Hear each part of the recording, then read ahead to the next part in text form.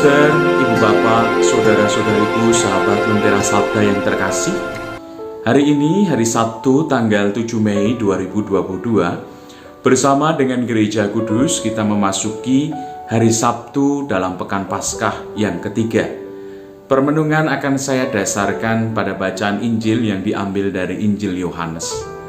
Dikisahkan di dalam bacaan Injil pada hari ini, ketika Tuhan Yesus mengajarkan dan menyatakan dirinya sebagai roti hidup dan berkata kepada para murid yang mengikuti dirinya, "Barang siapa mau menjadi muridku dan barang siapa ingin mencapai yang namanya hidup kekal, ia harus makan dari tubuhku dan minum dari darahku." Setiap orang yang mendengar tercengang, karena pandangan mereka satu. Apakah kami harus menjadi kanibal untuk kemudian kami mengikuti Engkau? Apakah kami harus menjadi kanibal dengan makan tubuhmu dan minum darahmu untuk mencapai yang namanya hidup kekal?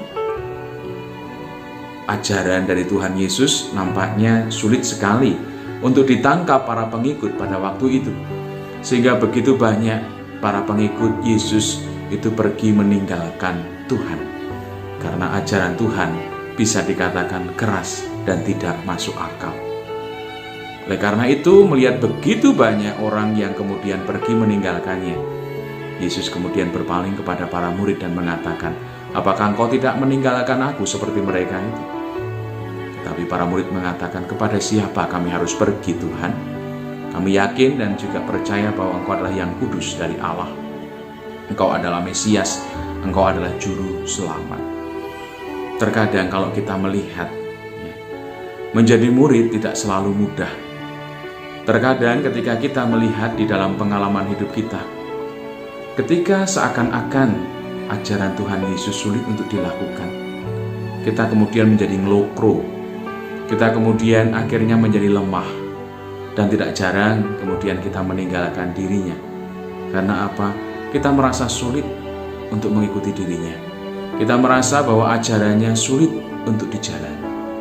Tetapi kalau kita mau merenungkan secara lebih mendalam ajaran Tuhan tentang roti hidup, yang dimaksudkan adalah menjadikan Tuhan itu sebagai santapan rohani. Maksud dari santapan rohani itu apa? Kalau kita melihat dan kalau kita merenungkan, bukankah ketika kita menjadi pengikut Tuhan dan kita merasa kesulitan, kita merasa tidak memiliki daya, terkadang firman Tuhan menguatkan diri kita. Itulah bagaimana kita menjadikan Ia sebagai santapan rohani kita. Atau ketika kita menyambut tubuhnya dan darahnya dalam kumuli suci, ketika kita pulang, kita merasa tidak sendiri. Kita merasa bahwa Ia senantiasa hadir menyertai kita. Itulah maknanya Ia menjadi santapan rohani bagi kita. Oleh karena itu, mari kita jadikan Yesus sebagai santapan rohani kita yang menemani kita di dalam perjalanan hidup untuk senantiasa menjadi murid-muridnya. Berkat dan juga rahmat Allah melimpah atas diri kita, komunitas dan keluarga kita. Dalam nama Bapa dan Putra dan Roh Kudus. Amin.